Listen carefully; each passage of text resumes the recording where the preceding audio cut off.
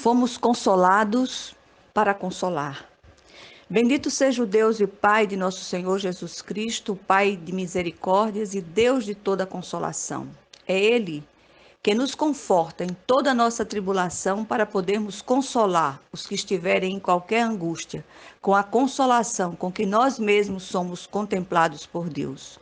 2 Coríntios 1, 3 e 4.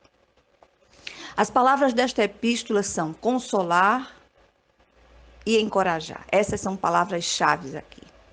Esta é considerada a mais autobiográfica das epístolas paulinas e apresenta Cristo como nossa suficiência.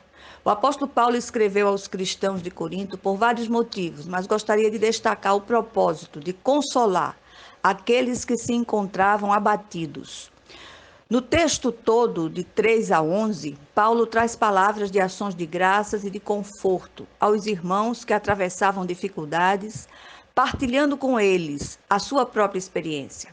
Paulo aqui, em contraste com os falsos apóstolos, se mostra fraco e inútil, mas através de sua fraqueza, a graça e o poder de Deus são engrandecidos e manifestos. Temos a tendência de achar que os servos de Deus, muito consagrados a Ele e à sua obra, não enfrentam lutas e pressões tanto internas quanto externas. Contudo, esse é um grande engano. Por isso é sempre edificante e terapêutico fazermos releituras constantes de textos bíblicos que nos mostrem o contrário. É sempre bom e confortador observarmos o caminhar de homens de Deus como Jó, Davi, Jeremias, Isaías e o próprio apóstolo Paulo, por exemplo.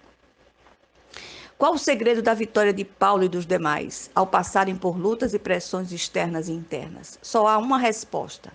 Seu segredo é o próprio Deus.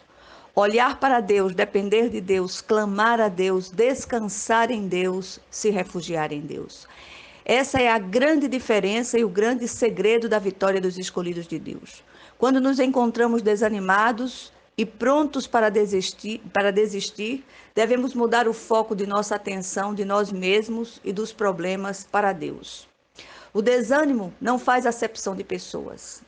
Crente, descrente, velho, moço, homem, mulher, rico, pobre, todos estamos sujeitos a enfrentar momentos de desânimo. Paulo não nega seus sentimentos e Deus também não deseja que neguemos as nossas emoções. O apóstolo Paulo diz, no capítulo 7 desta epístola, no versículo 5, ele diz: em tudo fomos atribulados, lutas por fora, temores por dentro. O Senhor deseja que sejamos absolutamente sinceros com Ele em oração. Ouvi certa vez que Charles Spurgeon, considerado um dos grandes pregadores do passado, ele disse num sermão: passo por depressões do espírito tão assustadoras que peço a Deus que vocês jamais experimentem tais extremos de infelicidade. O próprio apóstolo diz no contexto lido que passou por tribulações acima das suas forças ao ponto de desesperar da própria vida, ou seja, ele sentiu o desejo de morrer. Quantas vezes não nos sentimos assim também? Paulo era semelhante a nós.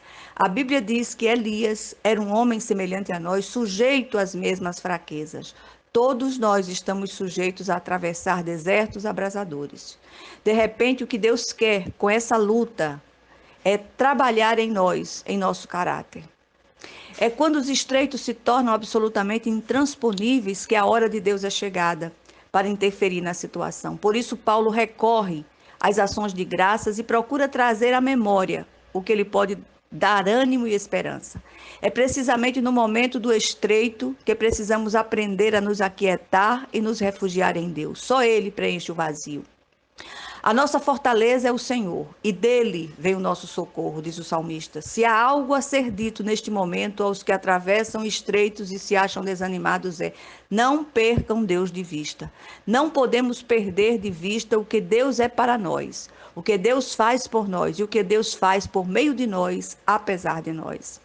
Ele começa a sua carta com uma atitude adoradora diante de Deus. Note que todas as pessoas que receberam a intervenção de Jesus nos evangelhos tinham uma característica comum. Elas se prostraram e o adoraram. Se Paulo não podia louvar por causa das circunstâncias, podia fazê-lo por causa do próprio Deus. Pelo que ele é. O louvor é tão transformador quanto a oração. Então, louve a Deus, mesmo no estreito. Louve porque Ele é Deus. Louve porque Ele é o Pai de nosso Senhor Jesus Cristo. Louve porque Ele escolheu você antes da fundação do mundo. Louve porque Ele é o Pai de misericórdia. Louve porque Ele é o Deus de toda consolação. Louve porque Ele é o Deus do impossível. Louve porque em suas mãos estão todas as respostas e possibilidades. Louve, louve, louve. Deus permite as tribulações para forjar em nós o caráter de Cristo. Paulo sentia-se cercado de circunstâncias difíceis e só lhe restava olhar para o Eterno. Mesmo quando não o sentimos por perto, Ele está bem ao nosso lado. Deus está no controle das tribulações. Elas não vão além do que podemos suportar. Deus nos capacita para suportar as tribulações. Deus nos livra das tribulações de um jeito ou de outro. Ele é glorificado por meio delas. Um dos motivos de passarmos por tribulações é para nos tornarmos canais de bênçãos, para encorajar outros e consolá-los também. O Senhor continua usando parábolas vivas, do mesmo jeito que temos sido consolados por Deus, que sejamos instrumentos para a consolação de muitos. Não importa a natureza da nossa provação, a graça sustentadora de Deus nos basta. O sofrimento pode nos ajudar a ministrar a outros com autoridade. Que seja assim em nome de Jesus.